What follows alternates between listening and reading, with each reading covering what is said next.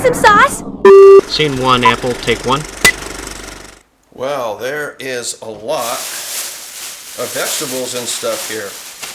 And most of these are what you'd call a root vegetable.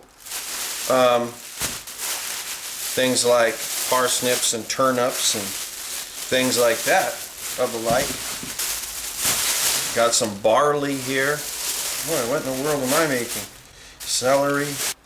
We're going to be making what is called Scotch broth. And this is going to actually be the very first episode of a new video series I'm going to be doing on this channel. Well, we have dinner date, right, where I end up making the meal of a particular celebrity. Usually it's a dead celebrity.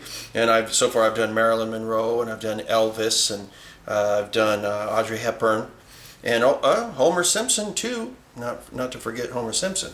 I'm going to end up calling this Cooking the Past, or maybe Eating the Past, or something along those lines. I'm not completely sure yet. And the idea is this. I want to find old menus from 1800s, from 1900s, like early 1900s and stuff like that, maybe mid-century, and basically cook certain things that are on the menu that you really just don't see anymore in restaurants. If you go to a restaurant nowadays, it's almost always the same thing, hamburger, french fries, milkshake, Coke, that type of stuff. And I want to go back to the way that people used to eat, maybe back in the 50s or the 40s or the 30s or the 20s, and things like that, and make those meals. So this is going to be the very first episode, and I'm going to be making Scotch broth. And I came up, and where I got the idea for this is from a very famous restaurant in LA that I believe closed in 1985, but it opened in the early 20s or mid 20s, something like that. And it was called the Brown Derby. And it was a hot spot for Hollywood celebrities and stuff like that because it was close to the studios. And it was a little pricey, but this is where there was a lot of wheeling and dealing behind the scenes. And there was a lot of interesting things that had happened at this restaurant simply because of all the celebrities that went there. A little expensive, but if you look on the menu, one of the very first things that you see on the top is Scotch broth. And it'll say something like, for a cup, 25 cents, for a bowl, 40 cents. Now this menu is from 1948, if I'm not mistaken. And because of inflation, the value of the dollar and whatnot, we're looking at something that's right around $4, $4.50 a bowl, okay? Dollar back in those days was right around 10 bucks and something. That's probably how much a dollar was worth. So this is actually a little pricey for soup, which is actually kind of funny considering Scotch broth is actually almost like a peasant food in Scotland. It was pretty much just get whatever vegetables you have on hand, grab whatever kind of cuts of meat you have on hand, make a soup out of it. And that's essentially what it is. And it also a lot of times was something that people would end up having like during the winter. Lots of nutrition in it, and it's supposed to kind of hold you over. So I don't know if I'm going to be making this today or if I'm going to just be preparing it today and then making it tomorrow. And the thing that's going to tell me if I'm going to be making it today is this: lamb. There's two different basic, when you go out and you shop for lamb, there's basically going to be like two kinds you're going to see. It's going to say something like lamb, or it's going to say something like mutton.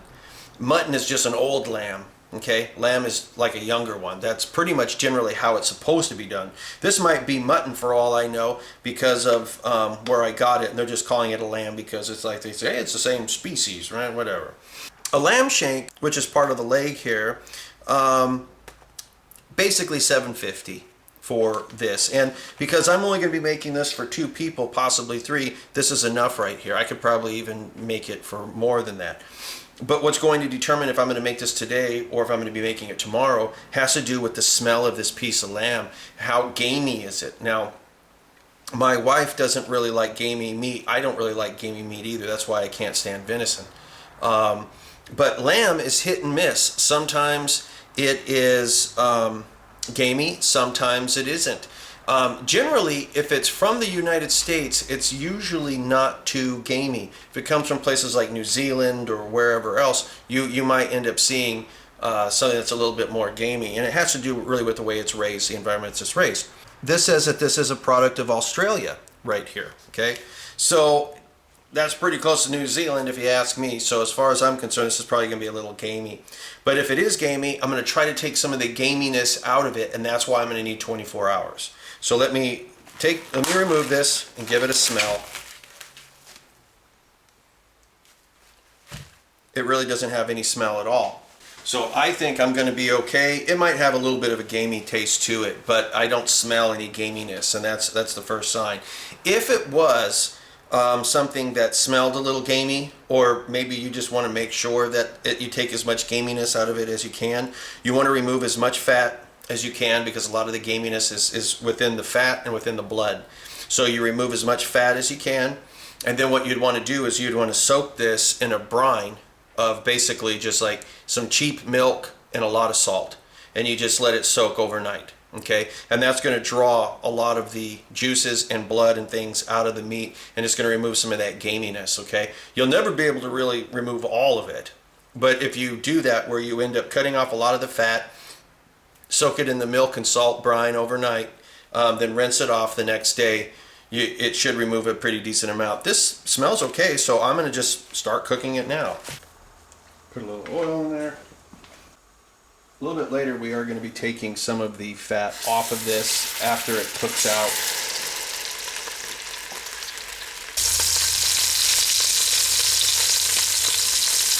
Here in a second, we're going to be pouring water over it to cover it, so this basically can boil for a while and become pretty much soft.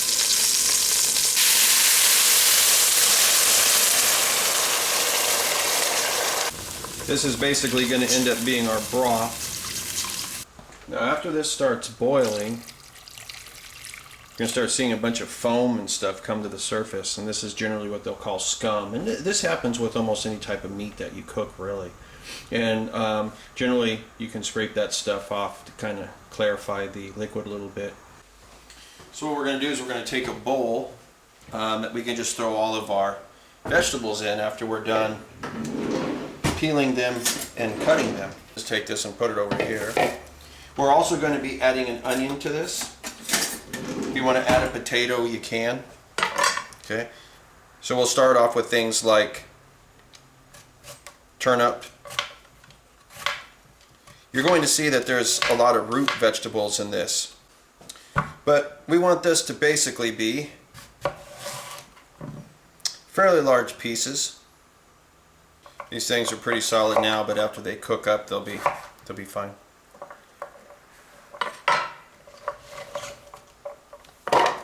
And of course, you should always wash your vegetables. Don't assume that they're clean, because they rarely are.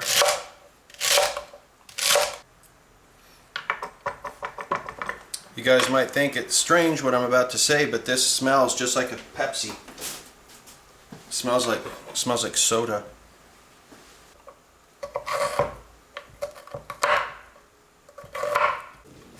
Now the leeks, we're going to end up, we need to clean these up real good.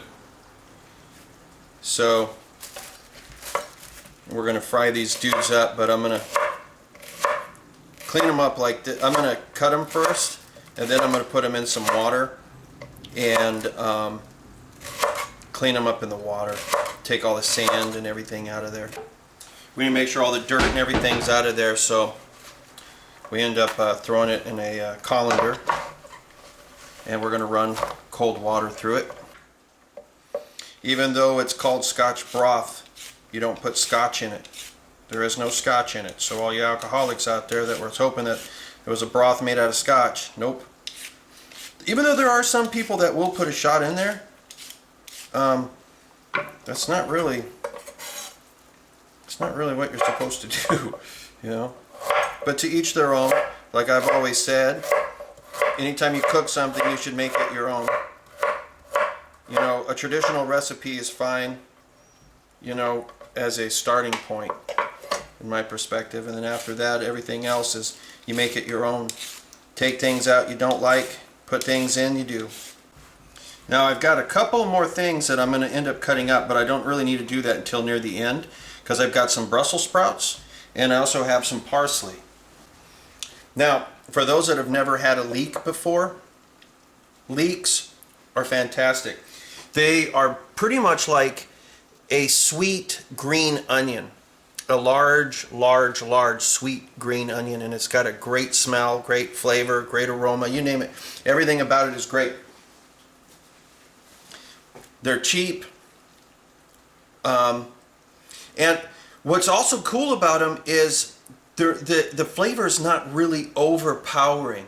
You know, like how some onions is just like, wow, that's really strong. You could literally take a piece of this right here and start chewing on it. You'll get that green onion flavor, but it's not going to be so much that you're going to gag. In fact, you're going to say, wow, I taste sugar in it. So this has been boiling for just a little while, and you can see that there's some stuff on the top, and you know, we can come through with a spoon and or a strainer or something to scoop that up. That's generally what they'll refer to as scum. And this happens if you cook pork, you know, if you end up cooking beef. Some people are like afraid of it. I've eaten so much of it. It's just proteins. It's in the meat. It's not a big deal. You know, if this was barbecued, you would have eaten it. You wouldn't even have known. You know what I mean? It's just stuff that comes to the surface after the meat gets heated up enough. And there's also a lot of fat in that. Now I'm going to boil this for maybe an hour and a half. And I want this to cook all the way through. I want to extract as much flavor out of it as I can from the meat as well as the bone. I want it to soften. I want a lot of the proteins and some of the membranes that are kind of making it tough to kind of, well, denature, kind of fall apart. And after all that is said and done, I can remove this and start getting ready to put my vegetables and stuff inside there. I went ahead and I took the lamb shank out, and then now I put leeks in, and I'm going to let this cook for maybe about 10 minutes, and then I'm going to throw my other vegetables inside there. Okay, so what I'm going to do now, if I can find it, is put some black pepper inside here. If you want to, you can add beef broth to this, or you can add chicken stock to this, or anything to add more flavor if you want. And those have been in there for a while, so now we're going to add our other root vegetables. And this is going to cool it down a little bit. So, and I'm also going to be adding the barley to this. That was about, I don't know, a cup. And you can add the barley in earlier and let it cook longer if you want, but I kind of want all of this stuff to kind of become a lot softer than it is. And it's going to take an hour, and I know by that time the barley will be cooked. So, and this is pearl barley, they call it. So this has been boiling for a while, and I put a can of chicken broth in here just to add even more flavor, and this already by itself is insane good. I also added some salt and pepper to it to taste, and now that this has been cooked fairly well, I'm going to put some of the little bit of cabbage, which is Brussels sprouts that have been cut in half. And we're going to let that cook for about 10 minutes. During the time that this is cooking, and I also had put the lamb shank back in there. I'm going to tear that apart at the last minute and then shred it to put it inside the soup or stew, because this is pretty damn thick. And I'm going to end up cutting up some parsley. You can see that we've got a lot of the barley down inside the bottom here. But I'm going to end up cutting up the parsley and putting that in like the last just couple of minutes before you serve it, because if you put it in too early, it'll start darkening and everything like that. One thing that I'll add to this is a lot of people feel that if the soup is not brown and just mushy, then it's not authentic. So you can add beef broth to this instead of chicken broth in order to get not only the flavor that we're looking for, but also to give it that brown color, right? Here's some chopped parsley.